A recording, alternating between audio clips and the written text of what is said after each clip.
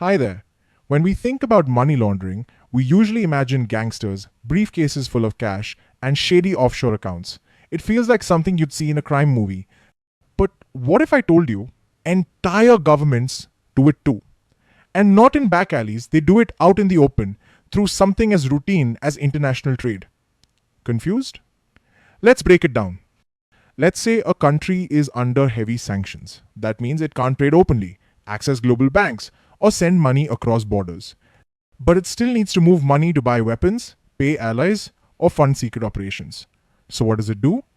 It uses a trick that's old, legal looking, and surprisingly effective: trade based money laundering. Here's how it works.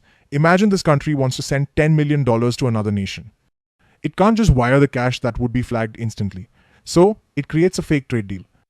Maybe it agrees to buy plastic spoons from a foreign company, but it pays $10 million for something that costs only $100,000. On paper, everything looks fine. There's an invoice, a contract, a shipping record, no alarms go off. But in reality, the country just cleaned dirty money disguised as an overpriced trade. This method is called over-invoicing. And it works in reverse too. Say the country is selling copper worth $20 million, but they only report $5 million on the invoice. What happens to the other $15 million? It disappears into offshore accounts, private wallets, or secret funding channels. This method is known as under-invoicing. But it doesn't stop there. Sometimes the trade itself is completely fake. A company claims it shipped 500 trucks, but the trucks never existed. The paperwork, all forged. But the money, real and successfully moved. This is the dark side of trade most people never hear about.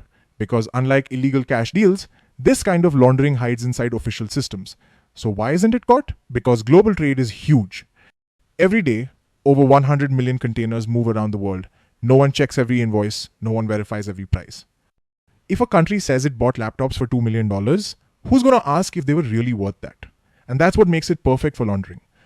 Even major governments have been accused of doing this to avoid sanctions, to hide income, or to secretly fund allies and projects. And once the money is clean, it's almost impossible to trace. So next time you hear about a strange trade deal like a country paying $5 million for ballpoint pens, there might be more to the story. Sometimes, behind boring paperwork, is a hidden trail of dirty money cleaned through global trade. Thanks for watching. See you in the next one.